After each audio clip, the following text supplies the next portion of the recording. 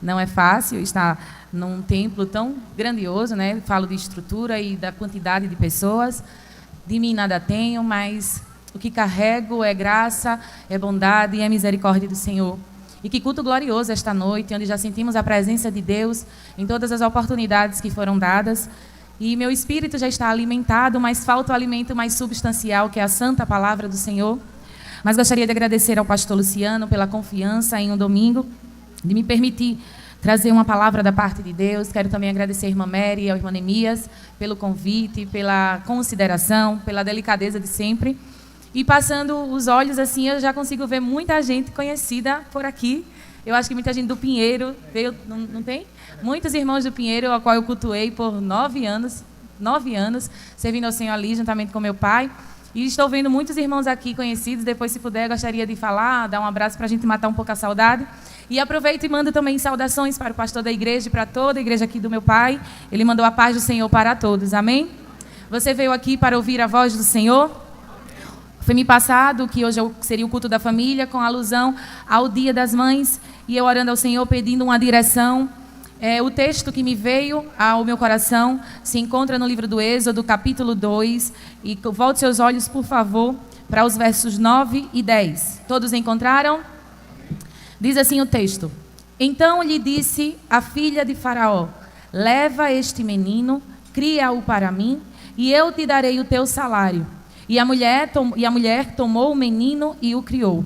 E quando o menino já era grande, ela o trouxe à filha de Faraó, a qual o adotou e chamou-lhe Moisés, pois disse: Porque das águas o tenho tirado. Amém? Pode sentar. Esses 2 versículos que nós acabamos de ler aqui na palavra de Deus está inserido em uma história muito marcante, não só na Bíblia Sagrada, restritamente, mas para toda a humanidade que vai acompanhando até os dias de hoje. Um grande marco estava prestes a acontecer na vida, no meio do povo escolhido por Deus, que essa história se iniciou lá no livro do Gênesis, capítulo 12, quando Deus chama um homem, ainda por nome de Abrão, e dá uma ordem, diz a ele para ele sair de sua terra, deixar toda a sua parentela e em fé e em obediência seguir os comandos que Deus daria a ele durante toda aquela trajetória. E durante todo esse período de relacionamento que vai ser construído por este homem e Deus, e consequentemente também por sua esposa, porque quando se trata de um casal, Deus faz a aliança com ambos, porque pela palavra de Deus, aquele casal representa uma só carne diante do Senhor. Então tudo o que era falado diretamente para Abraão, consequentemente era transferido ou transmitido também para sua esposa Sara. E além de promessa de uma terra, de bênçãos, de prosperidade, houve uma promessa específica que naquele momento era algo impossível aos olhos daquele casal, que era que Sara iria conceber e dar à luz a um filho, e por meio daquele filho eles teriam uma descendência numerosa, mais imensa do que as estrelas nos céus e as areias do mar. E Abraão creu por fé, ele creu naquilo que o Deus invisível, o Deus que até então era desconhecido para ele, havia falado, e em obediência ele segue uma trajetória de construção daquilo que Deus havia designado para ele. E tudo o que Deus fala, Deus cumpre. Tudo, absolutamente tudo o que Deus falar, qualquer palavra que Deus proferir sobre a vida de alguém, sobre a vida de uma casa, sobre a vida de uma família, aconteça o que acontecer, irá se cumprir, porque a palavra, ela veio da boca de Deus, e Deus, ele é fiel à sua palavra, e tudo o que Deus falou a Abraão aconteceu. Ele gerou a um filho, Isaac gerou a mais 2 filhos, Esaú e Jacó, e nós sabemos a história, e eu não vou me deter nisso para não ficar muito longa, mas nós sabemos que uma descendência foi gerada, sabemos que a história chega até o rapaz José, o sonhador José, sabemos da conspiração dos seus irmãos que o faz chegar à terra do Egito, mas nunca a história saiu do controle das mãos de Deus. Todos os altos e baixos dessa história estavam estritamente sob os desígnios de Deus para aquela família, para aquelas gerações. O povo José chega ao Egito, tempos depois, devido à circunstância de uma grande fome na terra. A sua família também vai para o Egito, Jacó, seus demais filhos, suas noras, seus netos. E ali o faraó usa de benevolência para José e os seus e concede uma terra para que eles pudessem habitar, produzir, para que eles pudessem plantar, uma vez que eram agricultores, eram pastores, e o nome dessa terra era a terra de Gósen. Pois bem, o tempo passou, o patriarca Jacó morreu, José morreu, mas a Bíblia vai dizer no capítulo 1 segundo livro ao qual nós lemos, que o povo crescia e multiplicava. As dinastias haviam passado e agora havia se chegado a um faraó que ele desconhecia a história de José e que agora o povo hebreu que ali habitava não mais podia viver sob as custas das glórias de José e dos feitos e dos benefícios que ele havia produzido para o povo egípcio. Não se falava mais em José nem dos seus feitos, mas agora o faraó olha e se vê com um grande problema a resolver. Por quê? Porque aquele povo estrangeiro, eles cresciam de forma alarmosa. O texto vai dizer que eles cresciam cada vez mais, e no original a palavra é que eles se enxameavam como insetos que fazem barulhos de zumbidos, ou seja, era como abelhas, como moscas, que quanto mais o tempo passava, mais eles prosperavam. Mas não sabia o faraó que aquele povo gozava de uma palavra profética e de bênçãos da parte de Deus. E ainda que a bênção do servo de Deus incomode o reino das trevas, isso não é empecilho para Deus continuar abençoando o seu povo. Aqui esse incômodo do faraó nada mais é do que Deus falou lá em Gênesis no capítulo 3, onde ele poria inimizade entre a mulher e entre a serpente. Ou seja, povo de Deus incomoda o reino das trevas. Não há como se ter amizade entre luz e trevas. E o faraó se incomodou e olhou e disse assim: esse povo está ficando forte. E a terra de Gósen está numa região privilegiada, é o nordeste do Egito, é uma área de entrada e de saída, que se alguma nação vizinha se aliar a esse povo, nós estamos perdidos. Nós precisamos controlar esse povo. E a primeira atitude que o faraó vai tomar é de subjugá-los, de escravizá-los, de colocar um trabalho penoso e árduo sobre eles, onde eles tiveram que trabalhar de forma exaustiva, pensando o faraó que os homens vão ficar cansados, os homens vão ficar desanimados, eles vão parar de procriar, não vai ter mais tanto ânimo quando voltarem do trabalho ao final de um dia escravizante, quando chegarem em suas casas e encontrarem as suas mulheres. Acontece que quando Deus põe a mão sobre uma casa, ainda que o tempo que aquela casa esteja vivendo seja um período de intensa pressão e de intenso jugo, os moradores daquela casa, eles gozam do favor de Deus e da bênção de Deus. É isso que eu e você não podemos esquecer. Ainda que o sistema mundano nos pressione, ainda que o sistema nos deixe em uma situação de exaustão ou encurralados, você pode contar com o renovo e com o vigor que desce do céu. E o plano do faraó não deu certo, pelo contrário. No versículo 12 do capítulo 1 vai dizer que eles, os egípcios, é que se enfadaram porque não estava dando resultado. Ou seja, quem trama contra o povo de Deus, quem cansará serão eles é que cansarão, porque toda ferramenta preparada não prosperará. Pois bem, se a escravidão, se a exaustão, se o pisar de tijolos, se criar tijolos, se colocar os hebreus para construírem pirâmides, se botar os hebreus para construírem cidades importantes, se além disso ter capatazes que davam ordem debaixo do chicote, se isso não estava surtindo efeito, o faraó vai para uma extremidade, ele agora vai tomar uma decisão de extermínio. E ele pensa que conta com duas mulheres que eram parteiras e essas mulheres eram hebreias. Ele acha que o fato de ser o faraó, ele acha que o fato de ter o governo e o domínio sobre toda a terra fazia com que aquelas duas mulheres se submetessem à vontade e aos planos e ao edito dele. Acontece que tinha uma informação muito importante no que diz respeito a essas duas mulheres, e o texto vai dizer que elas temiam ao Senhor, e quem teme ao Senhor honra ao Senhor, e mais vale obedecer a Deus do que aos homens. E qualquer decisão ou qualquer ordem vindo de qualquer autoridade que vá de encontro à vontade de Deus, você deve sempre escolher obedecer à voz do Senhor. Aquelas duas mulheres, elas temem a Deus e elas não executam o que o faraó determina. Pelo contrário, elas dão meio que um olé nele e dizem: não adianta, faraó. Quando nós chegamos lá, as mulheres hebreias, elas são como as egípcias, elas são rápidas no ato de parir, elas são fortes. Quando nós chegamos, as crianças já nasceram, então não dá nem tempo de cumprir o que tu queres. E porque elas foram fiéis e obedientes e temeram ao Senhor, a Bíblia diz que Deus as abençoaram, dando-lhe casas, ou seja, dando-lhe famílias, dando-lhe os seus próprios filhos. Mas espera aí, era a bênção de Deus dar filhos num contexto de morte, debaixo de sentença de morte para aquelas duas parteiras? Sim, porque Deus, ele não se submete ao sistema da terra. A sua palavra vai dizer no Salmo 127 que os filhos são herança do Senhor. Deus olha para aquelas duas parteiras e diz: volte enriquecer, vou enriquecer vocês, eu vou abençoar vocês, toma família, recebe filhos, os teus próprios filhos. Mas o povo clamava, o povo começou a clamar. E a Bíblia diz que Deus viu e Deus ouviu o clamor do povo. E quando o povo clama, o povo de Deus clama, Ele escuta. E geralmente, quando Deus tem algo muito notório para fazer na história, Ele não envia anjos. Deus não envia elementos da natureza. Deus não envia terremotos. Escute isso, papai e mamãe. Ou até você, moça, rapaz, que deseja casar e ser pai e ser mãe. Quando Deus tem algo de muito notório para fazer na terra, Ele envia um bebê. Se você vê todas as histórias da Bíblia, você vai ver que a resposta de Deus sempre foi enviar um bebê.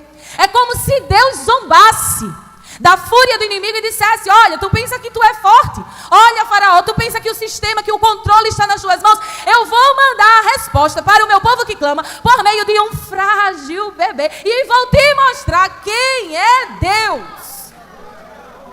Há um grande mistério sobre a vida das nossas crianças.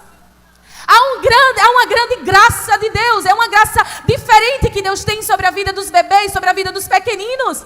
E nós muitas vezes ficamos atônitos ou abismados. Por que é que tantas leis? Por que é que tanta ideologia? Por que é que o sistema conspira tanto contra a vida das nossas crianças? Meu irmão, é porque o inferno sabe que Deus tem propósito por meio de cada criança que é gerada no ventre de uma mulher. Deus tem propósito na vida do teu filho. O teu filho não é um problema, o teu filho não é chato, o teu filho não é dramático, o teu filho não é problemático, o teu filho não é difícil, o teu filho não é rebelde, o teu filho, pela palavra, ele é bênção. E mais, se a palavra de Deus coloca os filhos na condição de herança, herança é algo que não foi constituído por mim. Alguém trabalhou, adquiriu bens, e com sua morte transmite-se para os herdeiros uma herança. Ou seja, Deus está dizendo: essa criança que eu mandei para você não é sua, é minha. Essa criança que está em teus braços, essa criança que muitas vezes leva você ao limite. Peraí, cuidado com o que você fala e profere sobre a vida dela. Ela é minha, eu criei, eu cultivei, eu nutri, eu inseri planos, eu inseri propósitos e te emprestei para cuidar. Prestaremos contas a Deus do que falamos e do que fazemos diante dos nossos filhos. No meio daquela sentença, Deus diz: vou descer com livramento para o meu povo. Não vou mandar descer um anjo de guerra forte que vai sair destruindo tudo. Não. Eu gosto sempre de dizer que é como se o céu ele tivesse uma lupa que detecta corações obedientes, seja lá onde eles estejam. Eles podem estar no meio dessa multidão, mas o céu ele tem um radar que detecta corações obedientes e disponíveis. No meio daquela população gigantesca de hebreus, em uma cabana, no meio de construções de tijolos, no meio de todo jugo, no meio de toda opressão, o céu detecta em uma simples cabana um casal, levitas da tribo de Levi, onde o céu olha e diz: vejo disponibilidade, vejo fé e vejo coragem nesse pai e nessa mãe. Peraí, vou escolher esta casa para ser a resposta para a minha nação, para o meu povo. Isso é tremendo demais. Porque nunca sabemos se estamos sendo analisados pelo céu para termos a nossa casa escolhida, para ser levantada no meio de um sistema opressor, para nossos filhos serem gerados como libertadores. Então a forma como nos comportamos diz muito. A forma como nos comportamos importa, vale. O céu está analisando. Um tempo de opressão muito maior virá sobre a igreja de Deus. E você acha que quem Deus levantará, senão homens e mulheres de carne e osso, cheio de imperfeições e fragilidades? Mas o céu está em busca de uma casa, de uma família que anda em obediência, que anda em fé, que não vive pelo que vê, mas vive por fé, que não anda pelo que vê, mas vive por fé. O céu passa em revista e vê naquela cabana um casal, que só vai ser dito o seu nome lá no capítulo 6 do livro do Êxodo. Arão, não é Arão, é Arão e Joquebede. Aquela mulher, Joquebede, ela já nasceu debaixo de escravidão. Seus pais já eram escravos, seus avós também eram escravos, os seus bisavós também eram escravos. E ser homem escravo já é difícil, agora ser mulher na condição de escravo é muito pior, se torna muito mais vulnerável aos abusos. Mas ainda que o cenário fosse todo desfavorável, ainda que ela tivesse ouvido de dentro da sua cabana que: cuidado, mulher hebreia que vai engravidar, porque se você der o azar do bebê ser menino, ele deverá morrer. Isso não abalou Arão e Joquebede. Eles vão ter a conjunção carnal, crendo que homem e mulher não faz filho, mas qualquer ser que é gerado dentro de uma barriga vem de Deus. Ela engravida. E eu penso que ela olha para a barriga e diz: o que será que vai ser? Será que é um menino? Será que é uma menina? Já tenho 2 filhos, tenho a minha mocinha Miriam e tenho o meu rapazinho Arão. O que será que Deus mandou aqui para a minha barriga? O texto não diz, mas eu não sei se um anjo apareceu para ela assim como apareceu para Maria. O texto não fala, então a gente não pode criar conjecturas. Mas eu sei que aquela mulher, a partir do momento que viu que estava gerando uma criança, não pense que Deus pega ninguém desprevenido. Deus implanta no coração da mãe o desejo que está no coração dele, para que essa mãe transmita para o seu bebê os propósitos e os desígnios de Deus. É por isso que nós temos tantas crianças que já nasceram debaixo de palavra profética. E nós íamos conversando isso no carro. Quantos pais, ainda a mãe nem gerou, mas ao Deus levanta alguém e diz: olha, tu irás gerar um menino, uma menina, e eu vou usar dessa maneira, dessa forma. Pegue a palavra e faça como Maria, guarde no coração, porque se veio da parte de Deus, vai se cumprir. Joquebede agora vai nutrir aquela gravidez. Ela era humana, com certeza seus sentimentos, suas emoções deram sim lugar ao medo, à incerteza, o que vai ser, como vai acontecer. Acontece que quando o menino nasce, o menino tinha um quê a mais, o menino tinha uma coisa diferente. Porque projeto de Deus tem a cara de Deus, projeto de Deus tem a impressão de Deus, projeto de Deus carrega a marca de Deus. Ela olha para aquele menino e diz: não, eu não consigo fazer mal a essa criança e pouco me importa o decreto do faraó. E ela vai criar aquele menino dentro da sua cabana por cerca de 3 meses. E não me pergunte como ela conseguiu esconder. Quem aqui mora em condomínio sabe que se escuta choro de criança às vezes de um apartamento para o outro. Agora você imagina todo o Egito e todos os egípcios de olho para ver qual hebreia tinha tido um menino, para ir correndo contar para o faraó. Mas aquilo que Deus envia, Deus dá a condição de você manter. Promessa de Deus, projeto de Deus, Deus dá os meios de você manter. Ela vai manter aquele menino por 3 meses dentro de sua casa. Só que ao cabo dos 3 meses, já não é mais possível. Os pulmões agora estão ganhando mais força. O choro do menino agora é mais forte. Agora é mais intenso.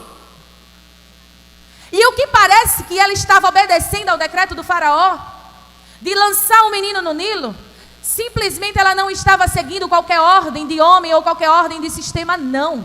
Ali ela estava entregando aquele menino aos cuidados de Deus e dizendo: eu confio que tu sabes cuidar dele melhor do que eu.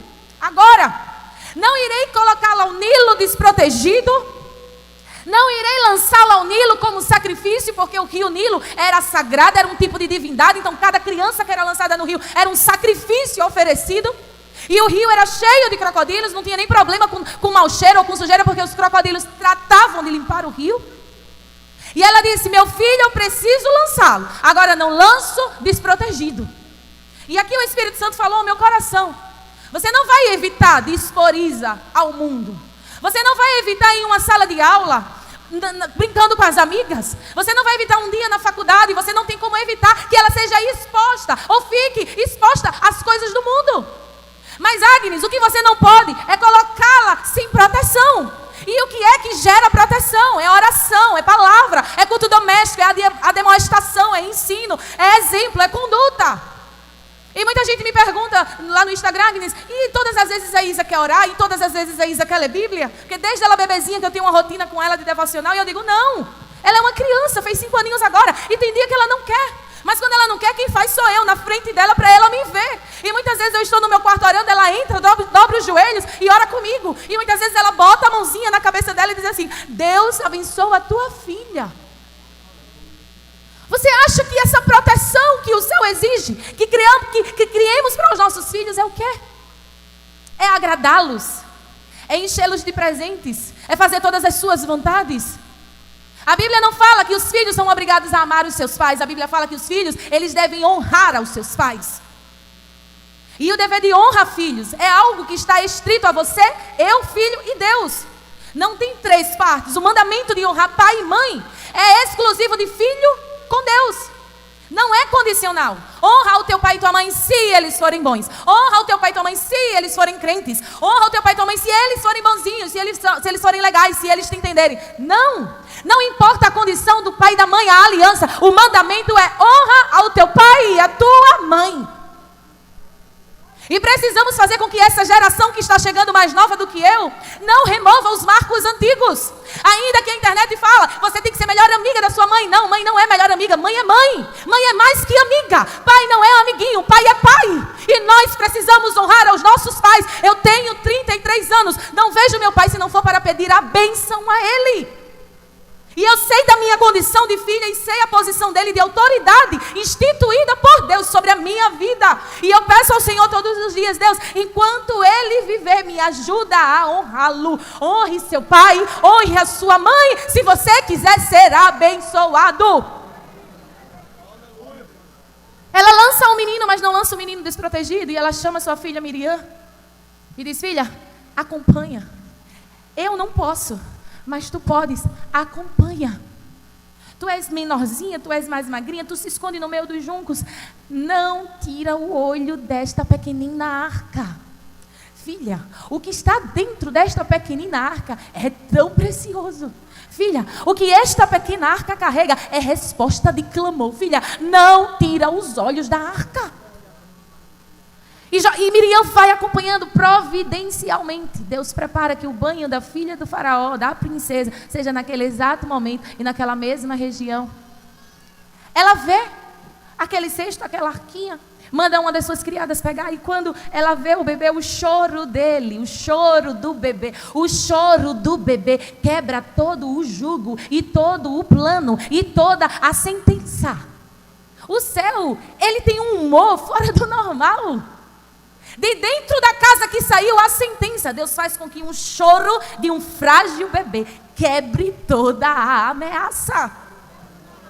Deus não precisa de nada mirabolante para executar os seus feitos. Precisamos, igreja do Senhor, voltar a confiar no Deus que não depende de leis, do Deus que não depende de estações, nem do tempo, nem de quem está sentado em cadeiras de autoridade. Deus é Deus e nenhum dos seus planos podem ser frustrados. Deus quebra a sentença com o choro de um frágil bebê. Ela olha e diz, não posso fazer mal. Eu sei que é filha de alguma hebreia. Não posso fazer mal. Ele tem um negócio diferente, esse menino. Miriam, ousadamente, impelida pelo Espírito de Deus, aparece naquela cena e diz, eu tenho uma solução, princesa. Você quer que eu chame uma das hebreias para cuidar dele? Sim, eu quero. E diga a esta mulher que se prontificar que eu vou pagar um salário. Existe um salário que patrão nenhum da terra pode pagar a quem se arrisca pela próxima geração. Existe um salário que emprego público, federal, municipal, estadual, a tua empresa, ninguém na terra consegue pagar. Agora Joquebede estava de volta ao cenário, todo arquitetado por Deus. Deus diz, Joquebede, volta, porque tu tens algo importante a fazer. O menino é bebê. E a primeira infância de uma criança é a época mais importante, onde está acontecendo aquela questão da modulação cerebral, é onde a personalidade humana está sendo formada, gostos, predileções, opiniões, é na primeira infância. E a missionária Joane Bentes tem uma frase que diz assim, o coração de uma criança é de quem chegar primeiro. E o céu grita, Joquebede, chega primeiro. Moisés, vem cá. Vem cá, Moisés. Filho, eu não vou só te nutrir. Deixa eu te contar quem tu és. O povo a quem tu pertence e o Deus desse povo. Olha, vem cá, filho. Deixa eu te falar do Deus de Abraão. Deixa eu te falar do Deus de Isaac. Deixa eu te falar do Deus de Jacó. Deixa eu te falar como Deus nos trouxe para esta terra. Tem nos abençoado. Ainda que hoje exista um jugo, mas já fomos prósperos neste lugar. Deixa eu te falar sobre o Deus a quem servimos.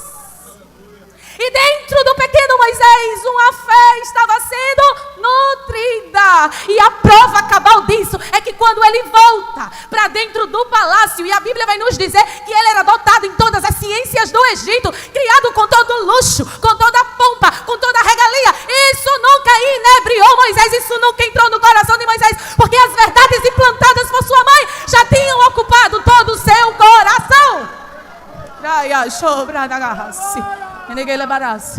Aleluia. Tira o temor do teu coração. Troca esse medo por coragem. Qual foi o resultado da casa daquela mulher? Que a Bíblia nem dá tantas informações assim, mas que entrou para a história. Aquela simples cabana daquele casal levita, Arão e Joquebede, irmãos. A casa que anda debaixo da obediência desfruta de honra. Aquela casa gerou o maior libertador, um grande líder religioso, Moisés. Aquela casa gerou uma profetisa, Miriam. Aquela casa gerou o primeiro sumo sacerdote, Arão. A casa de Joquebede, Deus distribuiu, como a Bíblia diz, os seus dons sobre aquelas 3 crianças. Arão tinha uma oratória respaldada pelo céu. Até o céu sabia que Arão falava bem. Miriam era corajosa, audaciosa, profetisa, cheia de Deus. E Moisés, a Bíblia vai dizer que nunca houve um profeta na qualidade e na condição de Moisés. Porque não existiam intermediários entre ele e Deus. Era ele e Deus na tenda do encontro, ou no alto do monte, face a face. Ainda que Joquebede não tenha feito nada de grande e expressivo, mas todas as vezes que se fala de Moisés, tem que antes passar por Joquebede. Se qualquer pessoa chegasse, Moisés, por que teu nome é tirado das águas? Senta aí, deixa eu te contar. Porque um dia, a minha mãe, Joquebede, eu admiro muito a história de uma mulher dos tempos modernos. Século XIX, Susan Wesley. Uma mulher simples, que casou com um pastor de igreja, mas que a história conta que ele não era lá essas coisas, espiritualmente falando. Mas ela era serva. E teve lá seus muitos filhos, alguns morreram.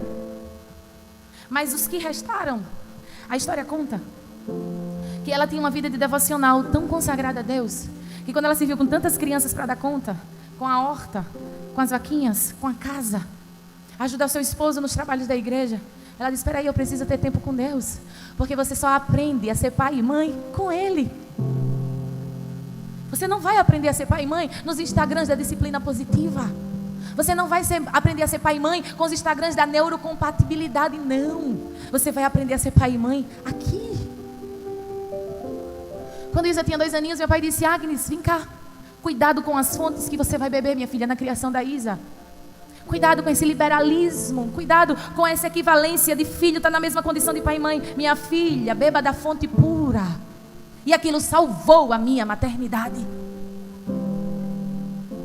E Susana Wesley, ela disse, não, o tempo com Deus é precioso, eu tenho muita coisa para dar conta, eu só vou conseguir dar conta se eu estiver bem com o céu. E a história diz que ela colocava todos os meninos sentadinhos. E ela dizia, enquanto a mamãe estiver com um avental no rosto, ninguém pode falar. E eles pensavam que ela estava dormindo, ela estava em oração. E ali ela ficava mais de 1 hora orando diante daquelas crianças. Todos os seus filhos foram bem-sucedidos ministerialmente e academicamente em um cenário de escassez. Lembra da lupa do céu? Que vai, um radar que detecta.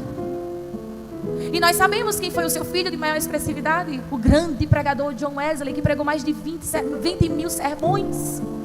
Que andava todo o continente a cavalo simplesmente para pregar a palavra.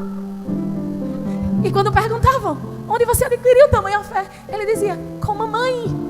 Em nenhum seminário teológico eu vi tamanha fé como eu vi dentro de casa com mamãe.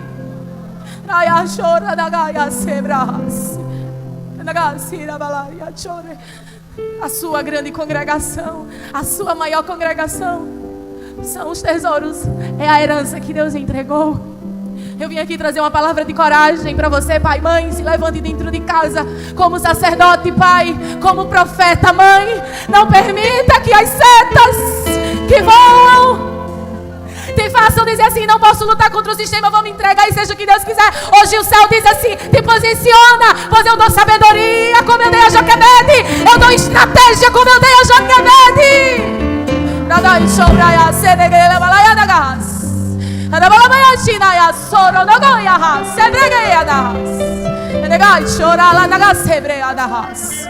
Tira o medo do coração. O Espírito Santo fala comigo e você tira o medo do coração. Essa geração vai passar.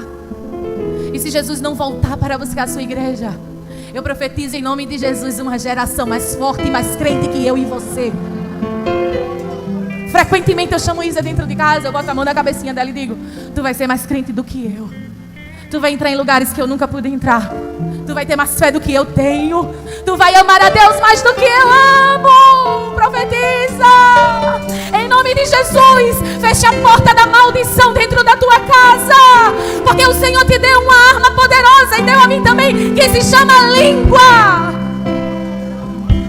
E o Senhor diz para mim e para ti: eu não desconsidero nenhuma das palavras que tu proferes. E o reino das trevas também não desconsidera.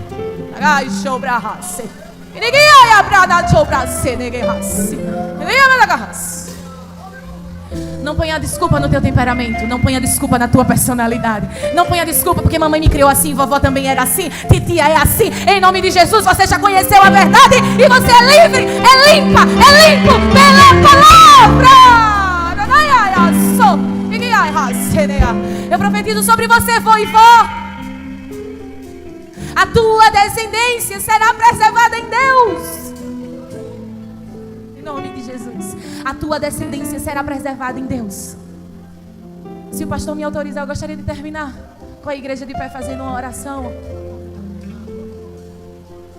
E eu quero que você cante comigo, só o refrão, já estou no horário. Que não se frustrarão os planos de Deus. Não. Os planos de Deus não se frustrarão. Quem era que se enfadava? Os egípcios. Toda a artimanha caía por terra. Todo jugo caía por terra. Toda a opressão caía por terra. Você é povo de Deus. A tua casa carrega a bênção de Deus. Agora é noite de nós nos levantarmos e assumirmos a posição que o céu exige de mim e de você. Por que você parou de orar pelo seu filho? Por que você parou de orar pelos seus netos? Jovens, orem pelos futuros cônjuges de vocês. Já comece a consagrar ao Senhor. Isso é muito sério. Cante, não se frustrarão. Vence eu, que tudo podes, e nenhum dos seus planos pode. Enquanto você canta, apresenta a tua casa ao Senhor. Peça coragem, a coragem de Joquebede. Porque ela foi ousada e teve fé e entrou na galeria dos heróis da fé. Hebreus 11:23 vai dizer que pela fé os pais de Moisés não se renderam ao decreto do faraó. Podem se frustrar. Não vai se frustrar em nome de Jesus. Não se frustrarão.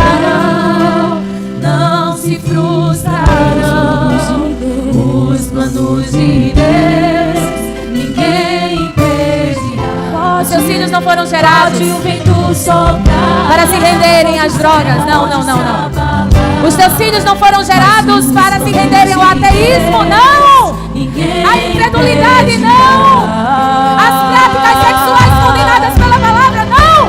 Os teus filhos, eles são geração eleita, povo escolhido, nação santa e sacerdócio real. Se for preciso pedir perdão, pede. Se for preciso sentar e ajustar as coisas em casa, faz isso hoje. Nenhum dos teus planos podem se frustrar. Verdade é tua. E a tua casa? E a minha vida em tuas mãos está nas mãos do Deus Todo-Poderoso. Nenhum dos teus planos podem se frustrar. Abre a boca e gera vida para dentro da tua família. Canta! Podem se frustrar. Não se frustrarão. A salvação para tua casa, a redenção, a perdão, a restauração. Ninguém impedirá. Pode o vento soprar, a terra pode se abalar. Planos de Deus, ninguém impedirá. Recebe força em nome de Jesus. Ninguém pode te ajudar. Recebe força em nome de Jesus. Tem milagre pra tua casa, tem milagre. O Deus do milagre está aqui. Em nome de Jesus. Quando passares pelas águas, Ele põe fim às guerras. Ele põe fim às contendas. Quando passares, Ele põe fim aos conflitos. A falta de comunicação ou a comunicação profética.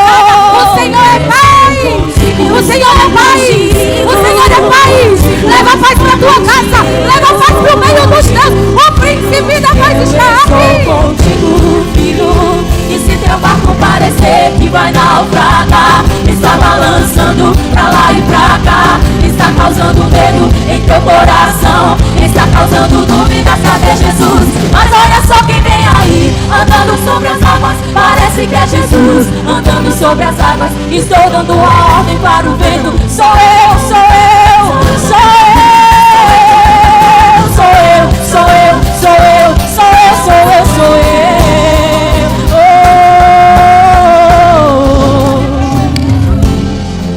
Ninguém pode te ajudar, ninguém pode te, mas se Deus contigo, ninguém impedirá.